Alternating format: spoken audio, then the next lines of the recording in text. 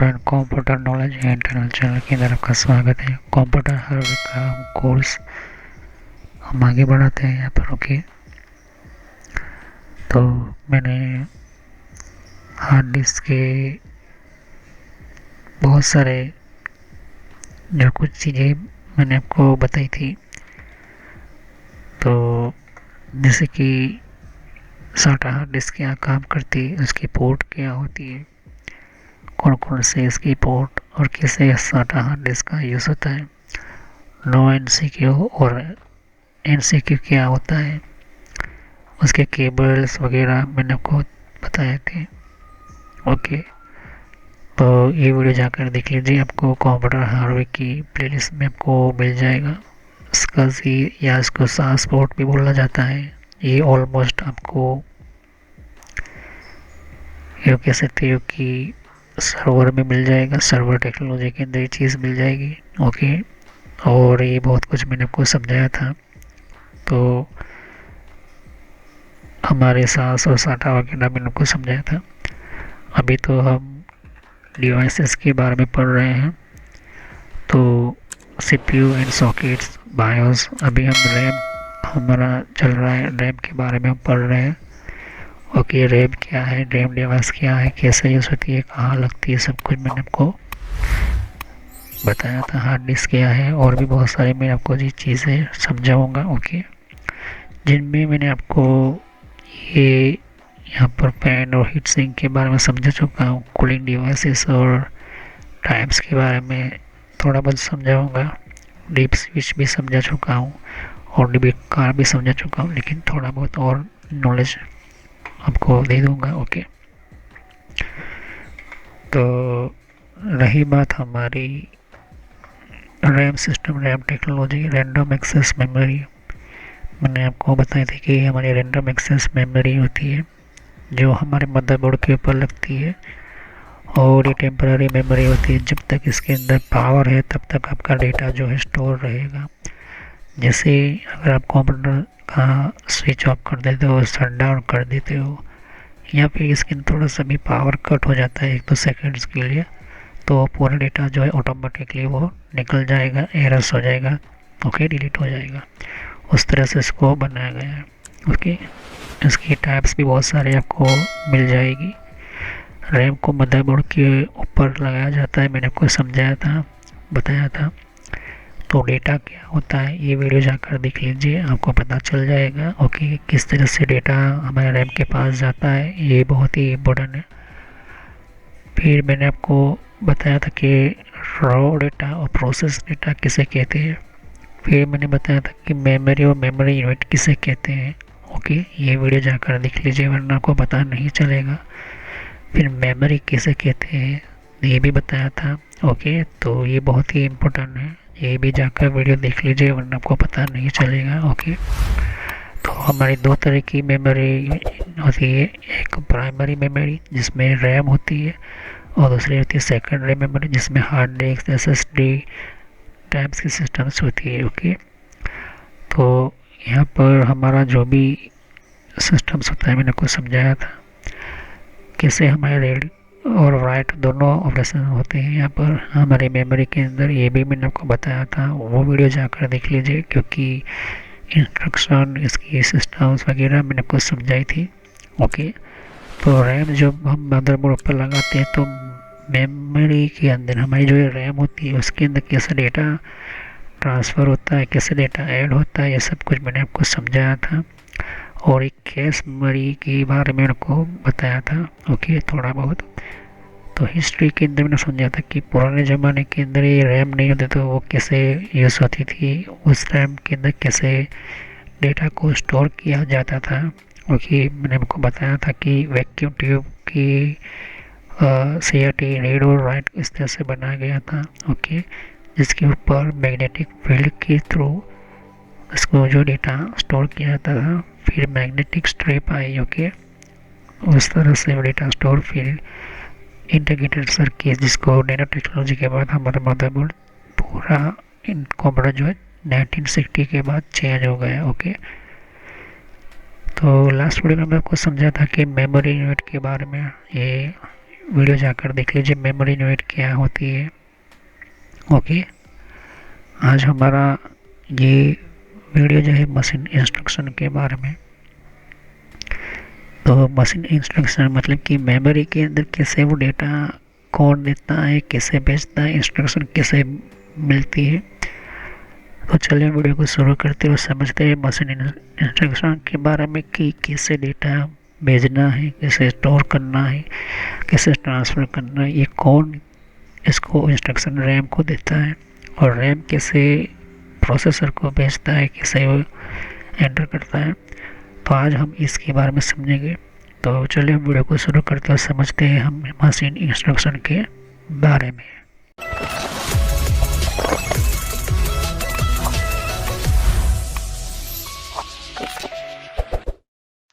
तो friends, video शुरू करने से पहले मैं मैसेज देना चाहता हूँ कि इस तरह से आपको यूट्यूब में पहले आपके जीमेल से लॉगिन कर लेना है। मोबाइल हो तो मोबाइल से लॉगिन कर लेना है, यूट्यूब ओपन कर लेना है, या यूट्यूब की एप्लीकेशन आप ओपन कर सकते हो। ओके, यूट्यूब की एप्लीकेशन या फिर ब्राउज़र में इस तरह से आपको टाइप करना है कंप्यूटर नॉलेज इन ट्रेनर। ये इस तरह से आप इसको जैसे ही टाइप करोगे तो यहाँ पर आपको ये जो है आपको इस तरह से देखने को मिलेगा। ये चैनल है मेरी। ओके, अब इस चैनल के अंदर आपको ये जो देख सकते हैं किस तरह का आइकॉन भी है, और आपको इसके ऊपर इस तरह से कनेक्ट आपको क्लिक करना है। तो यहाँ पर कंप्यूटर नॉलेज चैनल का जो मैंने ये पुराना नाम है, ये सोशल नॉलेज एंटरटेनमेंट, ये जो पुराना मेरा चैनल का नाम है, हालांकि मैंने बदला नहीं है क्योंकि आप कंफ्यूज ना हो। तो इस तरह से आप मेरे चैनल पर आ जाओगे। यहाँ पर बहुत सारे आपके कंप्यूटर की कोर्स की वीडियो मिलेगी, और बहुत ही इम्पोर्टेंट और एडवांस लेवल पर जितना आप नॉलेज नहीं समझा होगा उतना ज़्यादा आपको सब कुछ मेरे चैनल पर मिल जाएगा। तो यहाँ पर जैसे ही नीचे स्क्रॉल डाउन करते हो तो बहुत सारे आपको अलग अलग तरह के आपको वीडियोस मिल जाएंगे। वीडियोस पर जैसे क्लिक करोगे तो और भी बहुत कुछ आपको देखने को मिलेगा। ओके, तो यहाँ पर हार्डवेयर, नेटवर्क, सॉफ्टवेयर, यहाँ तक कि एडवांस एथिकल हैकिंग और सर्वर की भी वीडियो लेकर आऊँगा। तो जितनी भी प्लेलिस्ट है आपके सामने देख सकते हो। पहले सब्सक्राइब कर लीजिए, बेल आइकन पर क्लिक करके ऑल पर क्लिक करना है, जिससे कि जितनी भी मेरी नई वीडियो होगी वो आप मिस ना कर दो, और टाइम टू टाइम आपको पता चल जाए कि ये नई वीडियो जो है और नया जो भी कॉन्सेप्ट होता है, जो भी आपको सिखाने के लिए एक इम्पोर्टेंट पार्ट होता है, वो आपको मिल जाएगा। तो आपको सर्च इसी तरह से करना है कंप्यूटर नॉलेज एंड ट्रेनर के नाम से। ओके, तो जैसे प्लेलिस्ट पर आप क्लिक करते हो तो आपको प्लेलिस्ट में बहुत कुछ आपको मिलेगा। अगर आप कंप्यूटर में नए हो, आप कंप्यूटर के बारे में कुछ पता ही नहीं है, तो आपको जो भी आपको बेसिक से आपसे स्टार्ट कीजिए। ओके, तो जिसको रेड हैट लिनक्स पढ़ना है, जिसको एथिकल हैकिंग पढ़ना है, वो आपको मिलता रहेगा कंटेंट में। तो जो नई टेक्नोलॉजी माइक्रोसॉफ्ट के बारे में, तो माइक्रोसॉफ्ट से शुरुआत कीजिए। यहाँ पर आपको बेसिक से शुरुआत कीजिए। आप हार्डवेयर का ज़्यादातर मैं वीडियो अपलोड करता हूँ, जैसे कि जितना हो सके मैं इसको कम्प्लीटली कंप्लीट करूँगा इस कोर्स को। फिर नेटवर्क का आप देख सकते हो कि नेटवर्क का कोर्स जो है, जिनको नेटवर्क नहीं पता, कंप्यूटर की प्रॉब्लम में आता है, नेटवर्क का कॉन्सेप्ट क्लियर नहीं एडवांस लेवल पर, कंप्यूटर की पॉलिसी वगैरह, ऑपरेटिंग सिस्टम कैसे इंस्टॉल करते हैं ये भी समझा है यहाँ पर, वो भी बताया यहाँ पर। विंडोज 7, 8.1, विंडो 10, 11 सब कुछ, और गूगल के अंदर डिफरेंट टाइप के ब्लॉगर वगैरह जो होती है इनकी प्रोडक्ट्स वगैरह, और भी जीमेल वगैरह, पेटीएम क्या होता है, और भी बहुत कुछ आपको मैंने समझाया यहाँ पर। ओके, तो जितने भी आप देख सकते कि एंड्रॉइड क्या है, एंड्रॉइड की ट्यूटोरियल्स और मोबाइल डिवाइसेस वगैरह वो भी अपलोड करता रहता हूँ। जीमेल के बारे में आपको पता नहीं है, जीमेल क्या है, कैसे काम करता है, किस तरह से इसको अपडेट, इसके नए नए फीचर्स आए, वो भी देखिए। और कंप्यूटर के कप के अंदर हर विंडोज़ के अंदर कंट्रोल पैनल होता है, कंट्रोल पैनल की प्लेलिस्ट है। तो आप शुरुआत कीजिए विंडोज बेसिक्स से। Okay, Windows 7 basics. अगर आपको कंप्यूटर के बारे में कुछ भी नहीं पता तो विंडोज 7 बेसिक्स से शुरुआत करोगे तो आपको पता चलता रहेगा टाइम टू टाइम। ओके, तो यहाँ पर आप ध्यान दे सकते हो कि उसके बाद आपको शुरुआत करनी है यहाँ पर माइक्रोसॉफ्ट की सॉफ्टवेयर से। ओके, तो यहाँ पर माइक्रोसॉफ्ट जो है बेसिक ऑफिस वगैरह, माइक्रोसॉफ्ट वर्ड है, उसके अंदर काफ़ी एडवांस लेवल को मैं सिखाया यहाँ पर। उसके बाद आप कंट्रोल पैनल के बारे में समझिए, इसके बारे में आप समझिए और देखिए। सभी वीडियो मेरी पार्ट वाइज होती है, ध्यान से, ओके। और साथ ही फिर आपको जो है यहाँ पर कंप्यूटर हार्डवेयर का नॉलेज लेना है कि कंप्यूटर के अंदर कौन कौन से पार्ट्स वगैरह जो होती है, किससे काम करते हैं, एडवांस फीचर्स वगैरह, और भी हैकिंग वगैरह समझनी है। फिर एक रेडे लिनक्स करके भी आता है यहाँ पर, ये भी बहुत पॉपुलर है, ये भी कोर्स बहुत पॉपुलर है, तो ये भी देखिए। तो सभी वीडियो कोर्स जो है वो जेन्युइन है और काफ़ी इम्पोर्टेंट होता है यहाँ पर, आपको समझने के लिए ही मैंने आपको बताया यहाँ पर। और फायरवॉल क्या होता है, फायरवॉल क्या होता है, फायरवॉल टेक्नोलॉजी क्या होती है, ये सब कुछ मैंने समझाया यहाँ पर, ओके। तो जैसे जैसे मैं कंटिन्यू करता जाऊँगा, नया नया वीडियो अपलोड करता जाऊँगा, ओके। तो इसके अलावा मेरे फेसबुक पेज के ऊपर भी आप विजिट कर सकते हो, ओके। तो फेसबुक पेज के ऊपर मैं टाइम टू टाइम जो है मैं अपना सिस्टम जो है अपना जितना भी हो सकता है उतना उसको मैं कंटिन्यूसली अपडेट करता रहता हूँ। तो आप मेरे फेसबुक पेज से जुड़ सकते हो यहाँ पर, ओके। तो कोई भी एक इम्पोर्टेंट जो डिफरेंट टाइप की जो लेवल का जो एक जिन लोगों को पता नहीं होता है कि कोर्सेज वगैरह जो होती है वो किस तरह से इम्प्लीमेंट होती है यहाँ पर, इसके अंदर यूज़ कैसे होता है, इन सबको मैंने यहाँ पर दे सकती हो कि मैंने हर टाइम टू टाइम में अपना सिस्टम के वगैरह जो है यूज़ और अपलोड करता रहता हूँ यहाँ पर, ओके। तो जितने भी प्ले लिस्ट है उनको वन बाय वन समझिए, ओके। ऐसा है नहीं कि डायरेक्टली मुझे ये सीखना है, आप सीख सकते हो। अगर आपके पास पहले से बेसिक का नॉलेज है तो आप चाहते हो कि हार्डवेयर की नॉलेज लेना चाहते हो तो हार्डवेयर की नॉलेज ले सकते हो। उसके अलावा आप नेटवर्क पढ़ना चाहते हो नेटवर्क भी पढ़ सकते हो। सर्वर की वीडियो अभी आने की थोड़ी देर लगेगी, सर्वर की टेक्नोलॉजी आने में थोड़ी देर लगेगी, क्योंकि हार्डवेयर और नेटवर्क दोनों का पूरा कोर्स पूरा होने के बाद मैं सर्वर का वीडियो लेकर आऊँगा, ओके। तो बेसिक से शुरुआत कीजिए, अगर कंप्यूटर के बारे में कुछ भी नहीं पता इसे क्लिक करोगे तो सभी वीडियो जो होती है मेरी पार्ट वाइज होती है, ओके। तो इस तरह से वीडियो देख सकती है कि जो है आपको देखनी है वन बाय वन करके, ओके। और जितनी भी कॉन्सेप्ट होती है विंडोज 7 से लेके, जिनको पता है कंप्यूटर क्या है, किस तरह का काम करता है, तो आप बेसिक से शुरुआत कीजिए, ओके। और जिनको एडवांस लेवल पर सीखना है तो हार्डवेयर वगैरह सीखिए, नेटवर्क वगैरह सीखिए, ओके।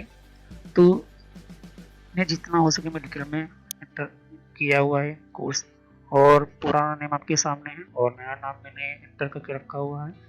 तो चले हम वीडियो को शुरुआत करते हैं और सभी वीडियो को पार्ट वाइज ही देखिए।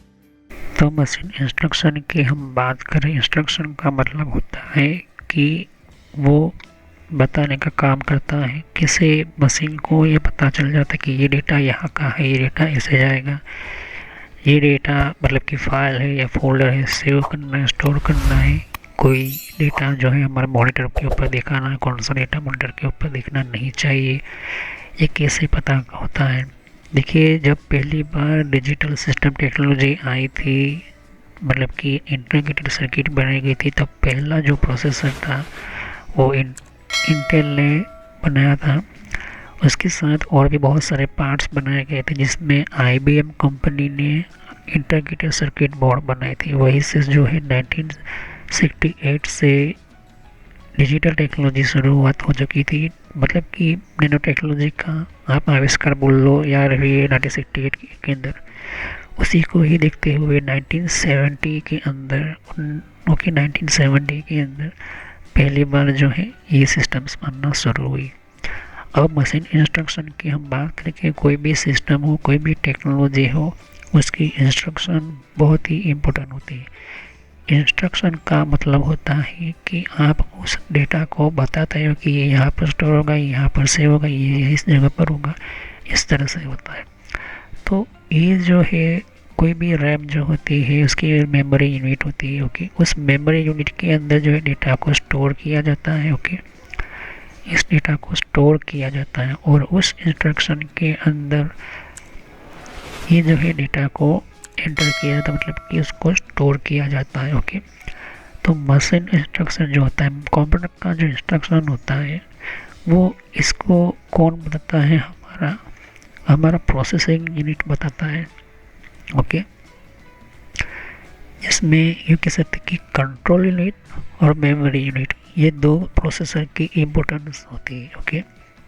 जब हार्ड डिस्क में से कोई रैम जो है डेटा अपने ऊपर लेता है जैसे कि हम ये कह सकते हैं कि हमारा कंप्यूटर जो होता है, कि हमारी ऑपरेटिंग सिस्टम जो होती है, ओके, एक तरह का यूँ कहे कि ऑपरेटिंग सिस्टम विंडो 7 हो गया, विंडो 10 हो गया, कोई भी डेटा हो गया XYZ, वो डेटा जो होता है वो सीधा हमारे रैम के पे आता है।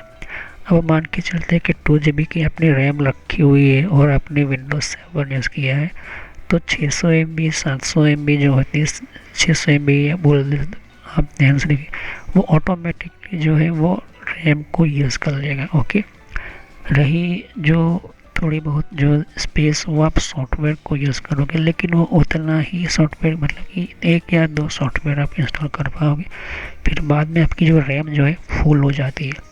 तो ये इंस्ट्रक्शन कैसे मिलती है? ओके, तो पहला जो होता है रैम के अंदर फील्ड की हुई एक सिस्टम होती है, जिसको हम मैन्युफैक्चरिंग प्रोग्रामिंग बोलते हैं। ओके, दूसरा होता है कैश मेमोरी। ये कैश मेमोरी बहुत पावरफुल होती है, बहुत फास्ट होती है, ओके, इसके मुकाबले। तो यहाँ पर कैश मेमोरी क्या होती है? कैश मेमोरी इंस्ट्रक्शन देती है कि आपकी जो प्रोसेस जो होती है यहाँ पर जाएगी, यहाँ पर जाएगी, यहाँ पर जाएगी। कैश मेमोरी के अंदर इसको रीड ओनली मेमोरी भी बोला जाता है। ओके, इसको जो है पहले से प्रोग्राम किया गया होता है, इसके अंदर भी डेटा का खास तरह की प्रोग्रामिंग और सेफली इसको जो है डेटा को स्टोर करने वाली सिस्टम्स बनाई जाती हैं। ओके, तो मशीन इंस्ट्रक्शन जो होता है वो एक तरह का कमांड होता है या तो फिर प्रोग्राम बनाया हुआ होता है। ओके, जिसके अंदर मशीन कोड होते हैं। ओके, तो मशीन जो होता है वो एक कंपोनेंट बोल सकते हैं, हम रिकॉग्नाइज कर सकते हैं या फिर एक्सिक्यूट कर सकते हैं। उसको रिकॉग्नाइज का मतलब कि उसको फिर से रीड करके बना सकते हैं, और एक्सिक्यूट का मतलब होता है कि उसको रन करवा सकते हैं। ओके, ये चीज़ें आपको ध्यान में रखनी होती है। ओके, तो कंप्यूटर के अंदर आपको ये चीज़ आपको देखने को मिल जाता है। अब इसको ध्यान से समझो कि ये प्रोसेसर है। ओके, ये कैश मेमोरी है। कैश मेमोरी क्या करती है कि जितना हो सके फास्ट सीपीयू को प्रोसेस की करने के लिए वो डेटा भेज सके। रैम जो होती है वो हार्ड डिस्क या एसएसडी, जो भी आप डेटा स्टोर करते हो परमानेंट, वहाँ से वो डेटा लेगा। रैम अपने अंदर रैंडम एक्सेसली अपने अंदर स्टोर करेगा। फिर जैसे जैसे वो डेटा भेजेगा, तो ऐसा समझो कि बीच का ऐसा आपको देखने को मिल जाती है। ओके, तो कैश मेमोरी क्या करती है, एक जगह से दूसरी जगह पर हमारे डेटा को भेजती है। ओके, ये दोनों तरफ काम करती है, सीपीयू प्रोसेसर दोनों की तरफ। तो कैश मेमोरी मदरबोर्ड के ऊपर रैम के लिए और प्रोसेसर के लिए होती है। दूसरी L1 L2 cache memory, L1 L2 cache memory होती है।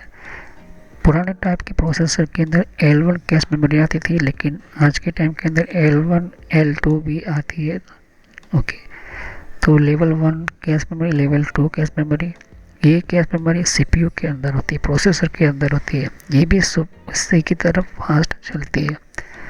तो ये जो है कैश मेमोरी इंस्ट्रक्शन देती है कि आपका डेटा कहाँ से किस तरह से भेजना है, किस तरह से किस और भेजना है, और रैम जो है फिर उसी के ऊपर प्रोसेस करते हुए आगे वो भेजती है।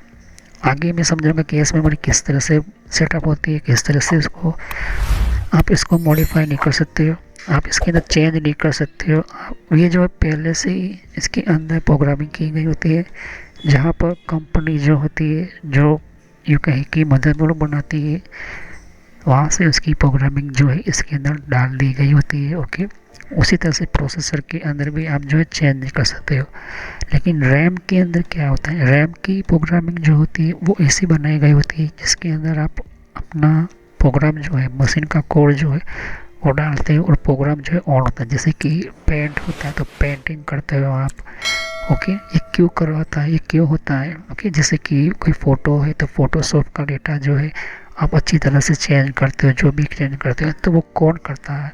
यही करवाता है, इसी वजह से इसके लिए ही होता है। ओके, प्रोसेसर तो उसके ऊपर प्रोसेस करता है उस डेटा के ऊपर, लेकिन जो डेटा स्टोर होता है, जो आपको इफेक्ट बताता है कि आपने किसी की फोटोशॉप से बाल हटा दिए या फिर उसकी कुछ चेंजिंग किया, उसके कलर चेंज किए, तो कैसे बताता है मॉनिटर के ऊपर, और आपका डेटा कैसे सेव होता है, तो ये मेमोरी के कारण, रैम के कारण होता है। ओके, तो यहाँ पर इंस्ट्रक्शन कुछ इस तरह से मिलता है।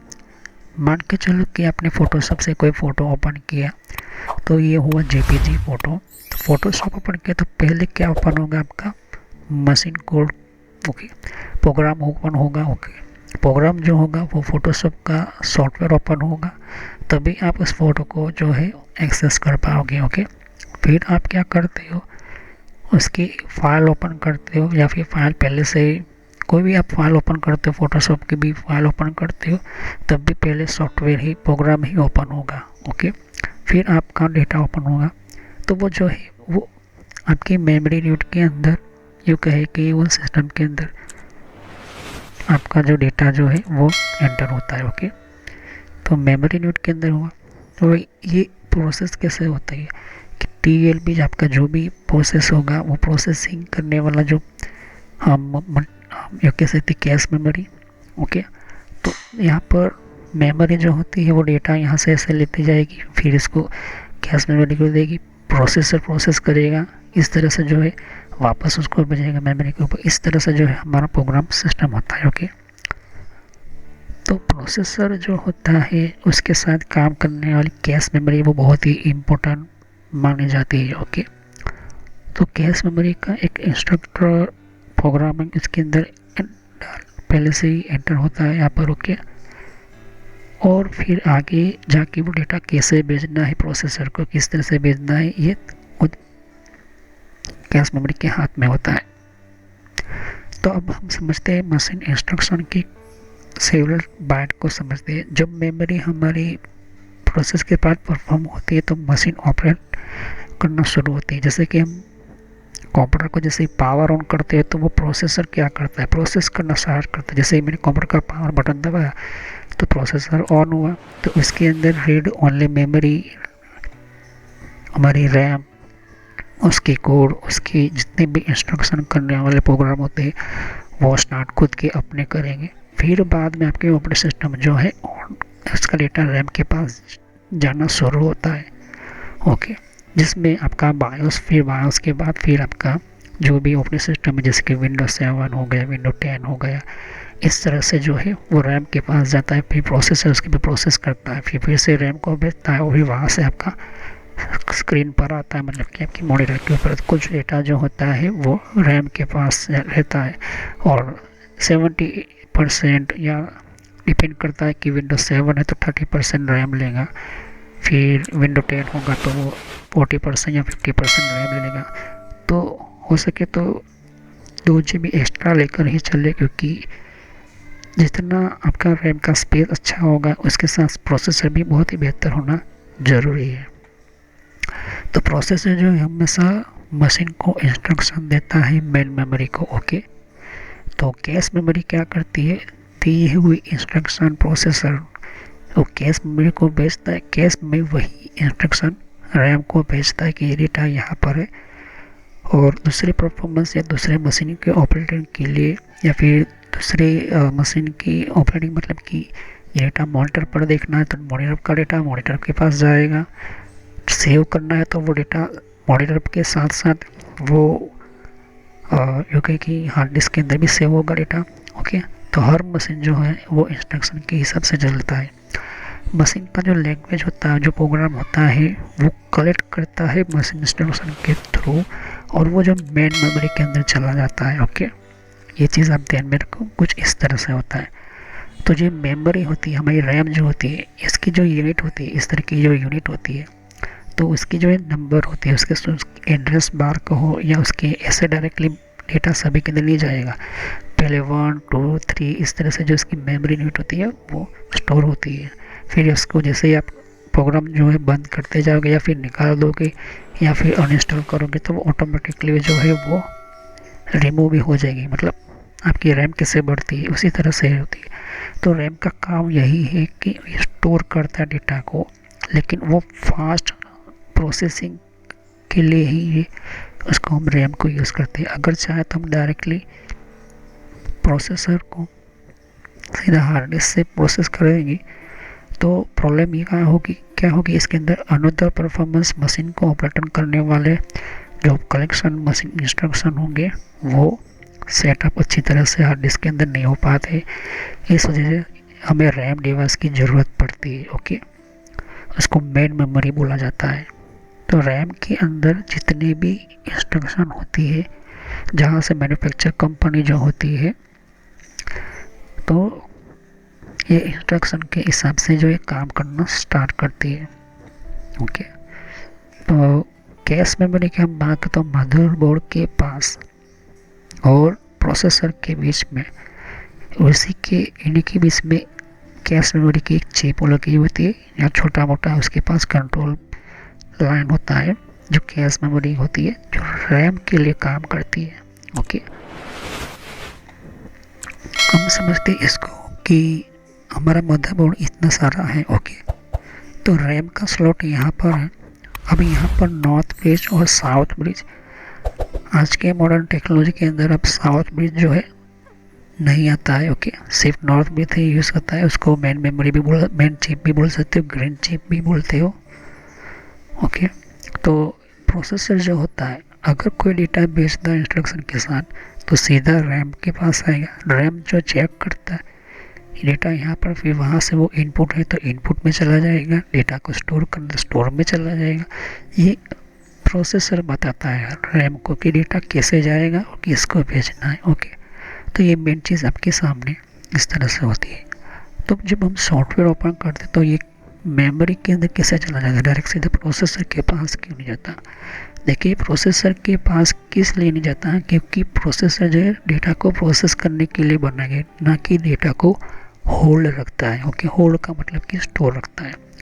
तो हमें ऐसा डिवाइस चाहिए जो होल्ड भी रखे, उसकी प्रोसेस भी करे, और जितना हो सके उसको फास्ट डेटा मिले। इस वजह से हमें जो मेमोरी ये हमें रखनी पड़ती है, मेमोरी हमारे रैम रखनी पड़ती है। फिर यहाँ पर हम बात करें नॉर्थ ब्रिज, ये ऐसी मेमोरी कंट्रोलर हब है, ऐसा चिप है। मैं आपको आगे बताऊंगा कि नॉर्थ ब्रिज ये चिप किस लिए बनाई गई थी, कैसे यूज़ की है। ये पूरे मेन हार्ट ऑफ कंट्रोलिंग कह सकते हो कि पूरे मदरबोर्ड के अंदर, कोई भी मदरबोर्ड हो इसके पास प्रोसेसर के साथ एक और प्रोसेसर कह सकते हो, छोटा प्रोसेसर बोल सकते हो, या फिर उसको ग्रीन मेन चिप बोल सकते हो। इसके पास बहुत सारे कनेक्शन जॉइंट होते हैं, जैसे कि यूएसबी हो गया, साटा हो गया, जो भी ऑडियो कंट्रोल की चिप हो गई, बहुत सारे जो डेटा है उसके पास। और इसी के पास जो है इंस्ट्रक्शन मेमोरी से मिलता है, और वो जो है अलग अलग जगह पर भेजता है। जैसे कि मेरा मॉनिटर चल रहा है तो मॉनिटर का डेटा मॉनिटर के पास जाएगा। अगर कोई सेव का बटन दबाता है तो सेव कैसे करेगा, प्रोसेसर के हिसाब से, और जाएगा डेटा यहाँ पर सेव हो जाएगा हमारा डेटा। इस तरह से हमारा काम करता है। ओके, तो मशीन कोड या फिर मशीन लैंग्वेज बोलो, जिसको बाइनरी कोड बोलो, ये एक इंस्ट्रक्शन होता है, सेट ऑफ इंस्ट्रक्शन होता है, वो एग्जीक्यूट करता है डायरेक्टली। ओके, किस तरह से, सेंट्रल प्रोसेसिंग यूनिट के थ्रू, प्रोसेसर के थ्रू। ओके, तो कभी भी हमारा प्रोसेसर जो होता है ऐसे डायरेक्टली किसी को इंस्ट्रक्शन नहीं देता है, उसको जैसे जैसे डेटा मिलता जाएगा उस हिसाब से काम करता जाएगा। तो हर इंस्ट्रक्शन जो परफॉर्म करता है वो स्पेसिफिक टास्क होता है। हर छोटे से छोटी, एक यूँ कहे कि एक सी लिखा या पी लिखा, यू भी लिखा, वो जो है टास्क है प्रोसेसर के लिए। तो जैसे कि लोड हुआ, जंप हुआ, या तो फिर एएलयू ऑपरेशन हुआ, तो ये जो है यूनिट डेटा जो प्रोसेसर जो होता है वो हर मेमोरी, ये सभी को जो है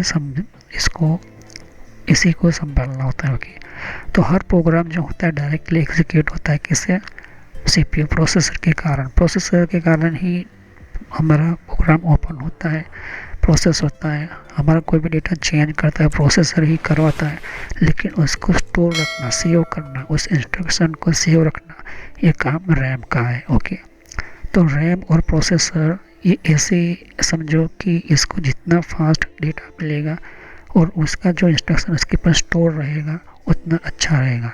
डायरेक्टली स्टोर करना भी इम्पोर्टेंट जो है पॉसिबल नहीं, इस वजह से जो है इन दोनों के बीच में कैश मेमोरी रखी जाती है।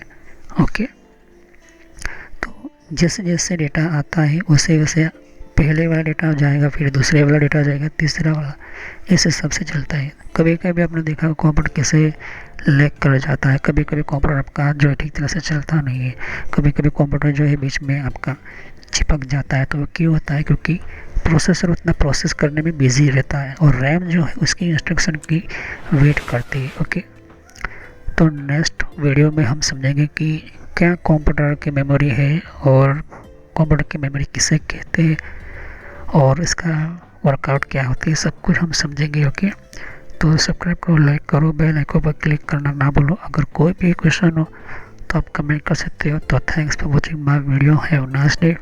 हम नेक्स्ट वीडियो में यहीं से शुरू करेंगे कंप्यूटर की मेमोरी किसे कहते हैं। ओके, तो इन सभी वीडियो को पार्ट वन से देखोगे तभी आपको पता चलेगा, वरना आपको पता नहीं चलेगा।